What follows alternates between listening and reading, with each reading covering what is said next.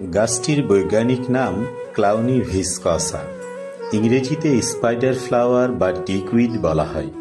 আঞ্চলিক নামে এ গাছকে হলদে হুড়হুড়ে বা হলদে মাকড় গাছ বলে ডাকা হয়। গাছটি উচ্চতায় 1 মিটার পর্যন্ত হয়ে থাকে। আমেরিকা, আফ্রিকা ও এশিয়া মহাদেশের উষ্ণ ও আর্দ্র অঞ্চল জুড়ে এই গাছটি জন্ম নেয় এবং বর্ষাকালে এ গাছে ফুল ফোটে। এটি একটি বর্ষজীবী উদ্ভিদ। দক্ষিণ পূর্ব আফ্রিকা এবং দক্ষিণ এশিয়ার আদিবাসীরা এ গাছের কাণ্ড, ফুল ও পাতা অন্যতম প্রধান সবজি হিসেবে খেয়ে থাকে।